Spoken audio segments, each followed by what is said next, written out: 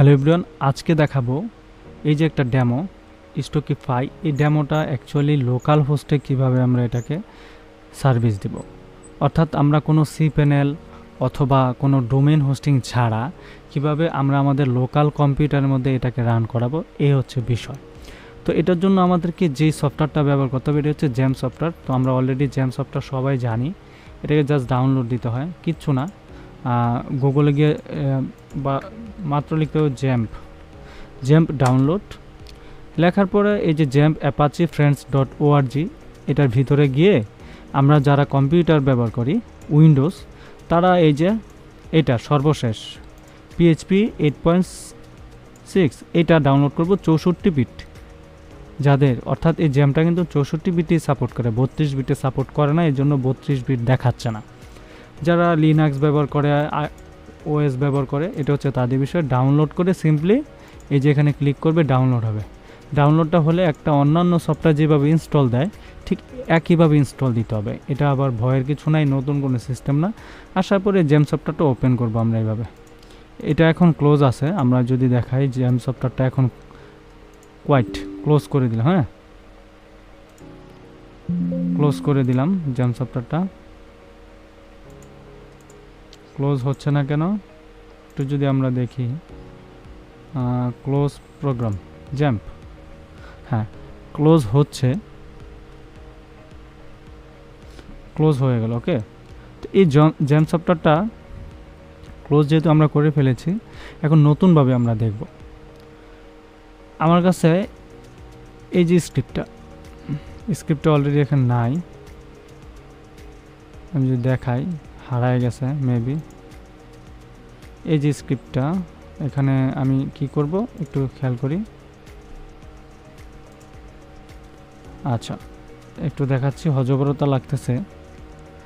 আমরা জ্যাম সফটওয়্যারটা ওপেন করব। ওপেন করার পর ঠিক এরকম একটা ইন্টারফেস আমাদের সামনে চলে আসবে। হ্যাঁ, এরকম একটা ইন্টারফেস আমাদের সামনে চলে আসবে। আসার পরে আমরা স্টার্টে ক্লিক করব, অ্যাপাচি স্টার্ট, MySQL স্টার্ট, এই দুইটাতে আমরা জাস্ট স্টার্ট করব। করার পরে কি করব, অ্যাডমিন অপশনে ক্লিক করব।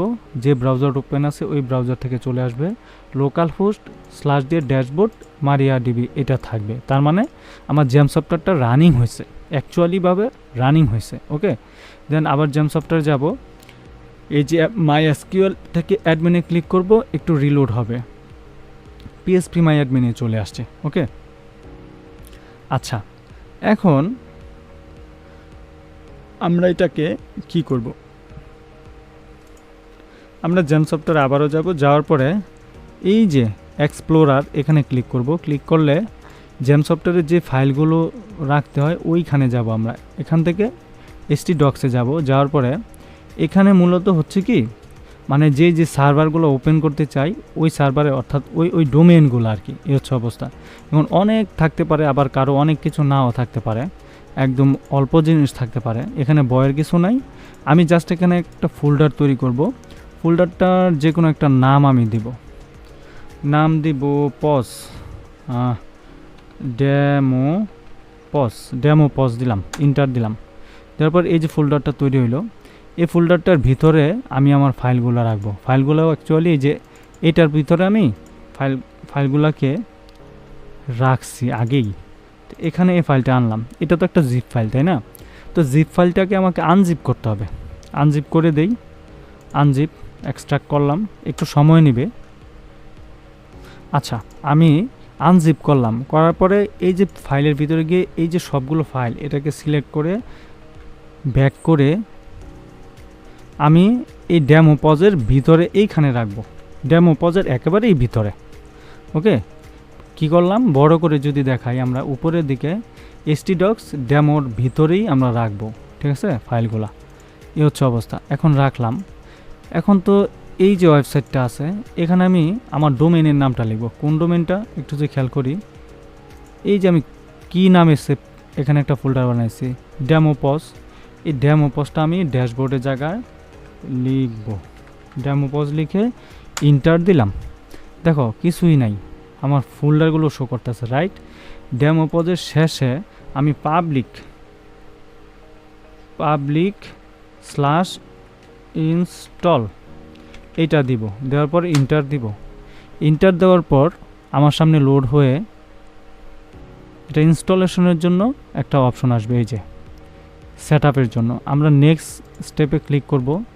এখানে আমার কাছে কি চাচ্ছে, এখানে চাচ্ছে যে host name, local host, user name, password, database.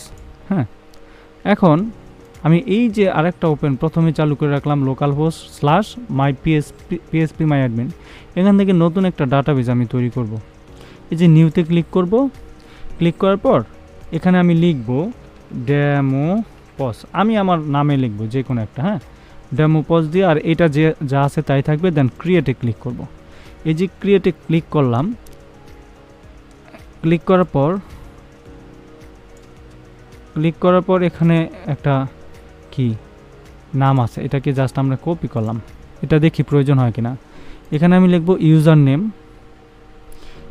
Name লিখব রুট, দেন এখানেও লিখব রুট, দেন ডাটাবেজের নামটা দিব, এই যে ডাটাবেস। ওকে, কি দিলাম, ইউজার নেম দিলাম রুট, পাসওয়ার্ড দিলাম রুট, ডাটাবেজের নাম দিলাম রুট, দেন আর এখানে লোকাল হোস্ট। নেক্সটে ক্লিক করি। দেখো এখানে একটা ভুল দেখাচ্ছে, ইউজিং পাসওয়ার্ড। আসলে পাসওয়ার্ডটা এখানে ব্যবহার করতে হবে না, এখানে জিরো রেখেই পাসওয়ার্ড দিব, গ্যাপ রেখে অর্থাৎ খালি রেখে নেক্সটে ক্লিক করব। এই যে ডাটাবেসটা কানেক্ট হয়ে গেছে। এখন এটা তৃতীয় স্টেপে চলে আসছে। আবার আমরা নেক্সটে যাব। নেক্সটে যাওয়ার পর এখানেও ঠিক আছে, নেক্সটে যাওয়ার পরে আমাদের ওয়েবসাইটটা আশা করছি ইনস্টল হয়ে গেছে। এই যে আমাদের সফটওয়্যারটি ইনস্টল হয়ে গেছে। আমার এটা হচ্ছে অ্যাডমিন, অর্থাৎ অ্যাডমিন প্যানেলে ঢুকতে হলে এই ইমেলটা এবং পাসওয়ার্ড 1 থেকে 8 পর্যন্ত এটা বাই ডিফল্ট দেওয়া আছে। আমি ক্লিক হেয়ার টু এক্সিটে দিব, সরাসরি আমার ওয়েবসাইটেতে চলে যাবে। দেখো ওয়েবসাইটে চলে আসছে। এটা যেহেতু আগে থেকে লগ ইন করা ছিল এই জন্য এরকম। আমি এখান থেকে লগ আউটটা করে নেব, অথবা নিচ থেকে লগ আউট করে নেব। এখানে আমি এখানে লিখব অ্যাডমিন এক্সাম্পল 1 থেকে 8 পর্যন্ত লিখব। লেখার পরে ইন্টার দিব, একেবারে চলে যাব আমি অ্যাডমিন প্যানেলে। এটা হচ্ছে আমার অ্যাডমিন প্যানেল। ওকে, তো এই হচ্ছে লোকাল হোস্টে কিভাবে একটা পজ সফটওয়্যারকে ইনস্টলেশন দেওয়া যায় সেটাই সিস্টেম। আমি পজে যদি যাই, দেখব এখানে কোনো প্রোডাক্ট নাই, প্রোডাক্ট অ্যাড করতে হয়। হ্যাঁ, যেহেতু সব কিছু তো আর অ্যাড করা থাকে না। তারপর হচ্ছে এখানে অনলাইন অর্ডার, ওয়েবসাইট সেটিং, ওয়েবসাইটে যদি যাই, এদের ওয়েবসাইট আছে, ফ্রন্ট সেটিং, প্রোডাক্ট। ওকে, আচ্ছা